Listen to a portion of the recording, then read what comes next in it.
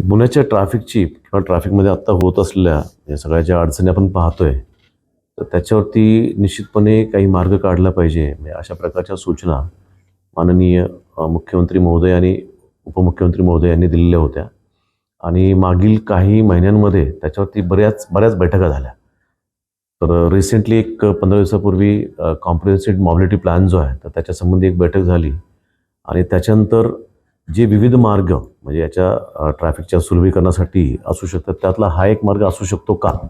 तर याच्यावरती मध्यंतरी थोडासा विचार झाला आणि एक कल्पना पुढे आली, की म्हणजे जसं बंगलोर किंवा हैदराबाद किंवा अन्य काही शहरांमध्ये टनेल रोड्स आहेत, तर तसं पुण्यामध्ये करता येणं शक्य आहे का? तर मग त्या विचारावरती पुढे काम करायचं ठरलं आणि जेव्हा सी एम सरांच्याबरोबर बोलणं झालं, तर त्यांनी म्हणजे अगदी पहिल्यांदा जेव्हा ही कल्पना त्यांच्याशी बोललो, तर त्यावेळेस त्यांनी इमिडिएटली सांगितलं, की तुम्ही हे बैठकीसमोर सादर करा.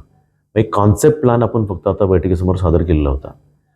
अजून त्याला म्हणजे मूर्त स्वरूप यायला काही काळ लागणार आहे आणि म्हणजे कॉन्सेप्टवरती फिजिबिलिटी वर्कआउट करणं हा अत्यंत महत्त्वाचा भाग आहे, की जोपर्यंत त्याची फिजिबिलिटी वर्कआउट होत नाही, तोपर्यंत पुढे जाणं योग्य होणार नाही. आणि ही जी काही अलाइनमेंट आहे, तर ही कॉन्सेप्च्युअल आहे. म्हणजे याच्यामध्ये हे असंच होणार आहे असं नाही. याच्यामध्ये काही बदल डेफिनेटली होऊ शकतात. अर्थात ते फिजिबिलिटीचा रिपोर्ट आल्यानंतर. पुन्हा एकदा याच्यामध्ये सी-एम सरांच्या समोर, डी-सी-एम सरांच्या समोर सादरीकरण होईल आणि अंतिमतः त्याला जेव्हा मान्यता फिजिबिलिटी ग्राह्य धरून मिळेल, त्याच्यानंतरच पुढच्या ॲक्शन सुरू होतील. आता कालची जी बैठक झाली म्हणजे PMRD प्राधिकरणाची, तर त्या बैठकीमध्ये फिजिबिलिटी स्टडीसाठी कन्सल्टंट अपॉइंट करावा म्हणजे अशा प्रकारच्या सूचना आल्या, त्याला मान्यता मिळालेली आहे आणि ते काम आम्ही सुरू करतो आहे.